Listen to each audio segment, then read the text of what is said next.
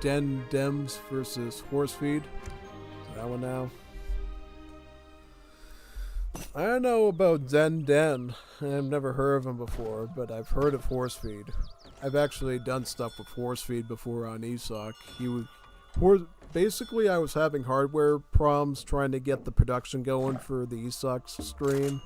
So Horsefeed came in to step in to save the day. Basically, Horsefeed is like quite skilled with streaming. He can basically handle production and casting at the same time, just like I do. Notice how I can do production and streaming at the same time. I'm able to move the camera around and find stuff while I'm talking. Yeah, that's kind of what he does. He's like a real good pro with casting and stuff and can actually handle the production and everything, which is great. Alright, so India versus Lakota. So Horsefeed's using Lakota, DennDenn is using India. India versus Lakota can be fascinating. I've seen situations where both civs have sort of found their wins on both sides of the aisle, so I will say that it's going to be a fascinating one, to say the least. It's really up to the birds at this point who is the champion here. Yeah, no. Kind of fascinated, actually, with this. Could go either way, honestly. You know, really depends. Really depends, yeah. Alright, so looks like here 60 food, that's great. You know, obviously any food you give to India is going to help them up with their age time. It's quite good, especially since India has the concern of their villagers costing wood and dealing with all that poop. Yeah. Alright, so Lakota, let's see what Lakota's around. So 1v1 land. What has he got early on? So he's got medicine then, that's interesting. Healers in Definitive Edition can also work at the community plaza too. So going priests with Native Americans in DE is actually a little bit more understandable than it was in Legacy, just because they can be added onto your fire pit, so to speak. Right? Does have new ways, so he can actually get counter infantry rifling. It's got a batch of Cheyennes. No Takala soldiers, which I find interesting, you know. Probably was running out of cards at this point. H3, got all this good stuff. North American trade. Takala, all that. Oh, nice, nice, nice. Alright, so going up with the chief for 400 wood. Kind of like a quartermaster age up for the Lakota. Whereas India is going, let's see where India's planning. So they're going to go defensive agri fort, actually. Interesting. So this India sort of went with the balance stage up, so they didn't go with just a straight up 10ville on Hunt one. They kind of mixed it up a bit. But they're going to have a defensive agri fort. So basically in this one, they're going to have a bit of a defense against Lakota. That's probably what they're thinking, because they know this is the Great Plains, this is where the Lakota, this is their home territory, this is their, you know, just like the Yankees in New York City or the Red Sox in Boston or the Pittsburgh Steelers in Pittsburgh, this is sort of their homeland. So here they are graded rating on this open map. So you got to be careful, you know. Having an agri fort in your base is definitely going to help with that range attack, you know, and give you a bit of flexibility there pretty much, yeah. So I think in this matchup, it's going to be seen what Horsefeed does. So Horsefeed is going War Hut. So he's going to be going with aggression here. He's going to be putting a middle War Hut down with his villagers, 2 villagers to get up quicker. And he's going to open up with which ship? An Axe Rider, I'm assuming. Either Crates or Axe Rider. Wood. Okay, so what? That's reasonable. Right. The cool thing about war huts instead of barracks is that war huts, since they count as a tower building, you can actually start to build them in age 1. So you get a bit of ahead of the game on the construction, and you can theoretically start queuing up right out of the gate in age 2 if you time it well. Yeah. Alright, so in this instance, He's got the war hut shooting down the treasure guardian because he wants to nab this treasure, you can tell. But unfortunately, India is right around the corner here. He's got an elephant that's probably going to try to contest it from him. So he's kind of has to retreat for now. Let the bandit riders get back to their job. Okay, so now he's going to fight him with the war clubs. Once he does that, he should have enough men on the ground to get these bandit riders destroyed. And then go for the 320 XP. So basically, you gotta keep your war chief right on top of the treasure here. Oh, he got stolen by India. Amala. Oh, wow, that was big. Good job, India. That's huge. That's a huge boost for India there. That's big. That's a big, big comeback there. Alright, so Lakota is still training up C-10 bowmen, and they're going to ship in another 7 of them. So again, some archers in there with the war clubs. You'd think of Lakota as a cav civ, but they actually open up with archers and clubmen, which is kind of fascinating. That's what Definitive Edition did for them, basically. Whereas India's got their foreign login, so they got their wood trickle done. They're going with diplomatic intrigue on Ottomans, right? Get the batch of delis to deal with the C-10 bowmen. We'll have sepoys to deal with the war clubs, and then the delis will just close in on the archers. So far, so good. Things coming together nicely, I think. Ottomans coming in. Another tiny perk with the Ottoman allies is actually that they give you more line of sight, so you can actually see ahead of time what the Lakota are planning and avoid getting yourself into bad pickles. Bad dill kosher pickles, basically. So yeah. Alright, so queuing up a Gurkha, shipping in Sawars, going to be gaining 3 delis from the Ottoman consulate, and pretty soon a couple of ASAPs at this point as well. C-10's just walking through the base and just taking a bunch of abuse from the buildings for nothing. Losing a few archers in the process. I don't totally understand what that logic was about, but it is what it is. So a couple Gurks, a couple Sepoys, 4 Sawars, 3 delis. ASAP's probably on the way as well.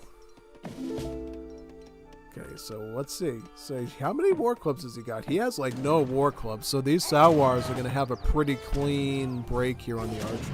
All he has to do is like pull back a little. Oh, he's got axe riders. I wasn't looking at him, so he's got axe riders. Look at this, 6 axe riders. You ship 4, and then they queued up a few more to this corral. Wow, axe riders will change up things, and now these sepoys are a lot more important because axe riders do a lot of damage. They do 35 damage. That's pretty severe. And then they're slightly tanked up by the war chief too. So yeah, let's see who ends up winning. So it looks like the archers survive. No, there's another Sour there. Trying to figure out who's. Okay, the archers are dead. Axe Rider's dead. So that was a win for India. He survives with some sepoys, a deli, and some Gurks. He was able to keep off to the side. Lakota will pursue with their Axe Rider Archer combo. Because India is gonna... What they got? So they're shipping in about... No, they're training 4 sepoys, and they're actually shipping in 5 more of them too. So they're going... massing up on the sepoys here, which I think is a great idea. Because, you know, he's actually running a corral now with Axe Riders, so you gotta take the Axe Rider threat rather seriously. And not let him overwhelm you with hand cav. The only way you do that is with sepoy mass. That's about all you can do. And what's the plan with the consulate? Is he going to get ASAPs too? He could throw in some ASAPs as well. But now it looks like he has a caravanserai there, and he's going to actually start making some Sawars as well. So he's thinking about the archer threat too. He's just not going to stack in a big army of sepoys and let the archers get on him. So he knows that the Gurks might die to those Axe Riders, so he's not going to just make the assumption that the Gurks are going to bail him out from the archers. You know, he's got to give himself possibilities here, you know. Yeah, so the sepoys sort of scare off the Axe Riders and force him into a loop. Now he's got to pull back because there's too many archers there with the war hut. Quite interesting, yeah.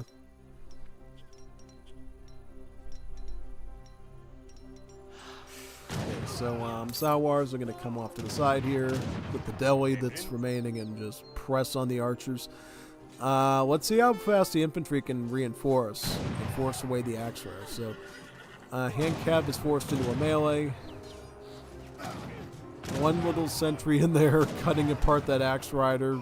Cav is gone again.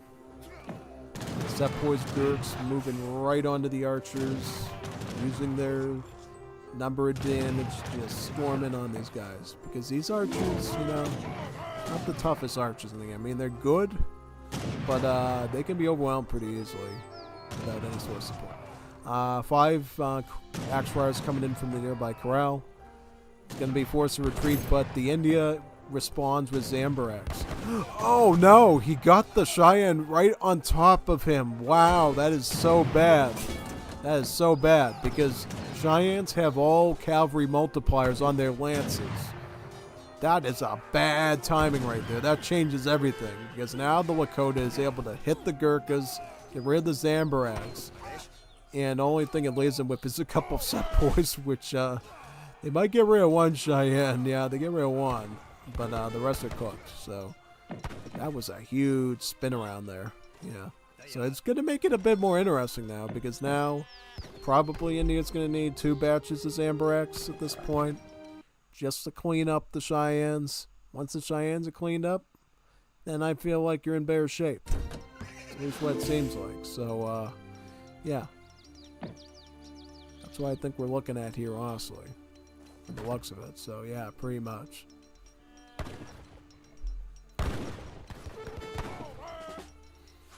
Oh man, look at that stuff. Insane.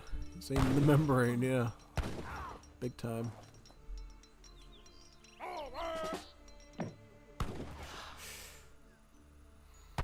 Oh yeah, just hunt those giants down and you good boy. Yeah, big time. Oh no. Yeah, get rid of those Cheyennes over there. Very good. Oh, here comes the war clubs. War clubs, come on. Oh no. Oh, he's going double caravanserai. Look at that. He's going doubling down on these. He is really concerned about cavalry right now.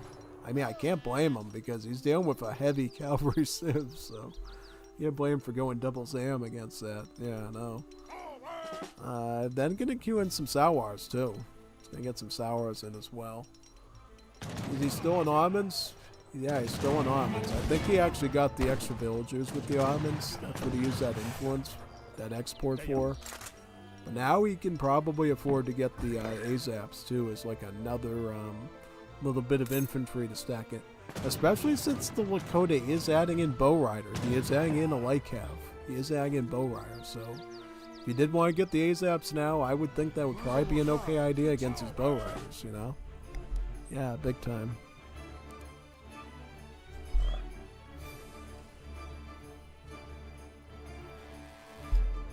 Alright, so Gurks are going to come in on the side here. Trying to find a good target.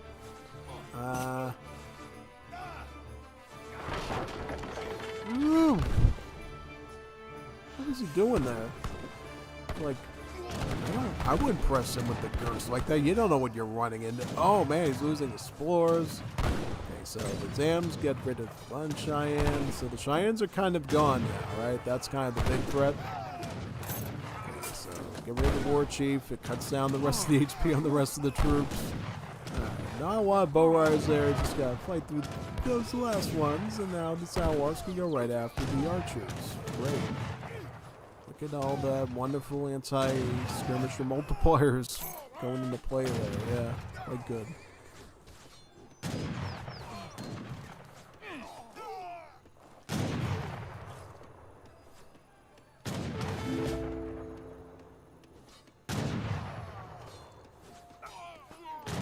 Alright, so yeah, it says GG, horse feed. The horse will not be fed tonight, unfortunately.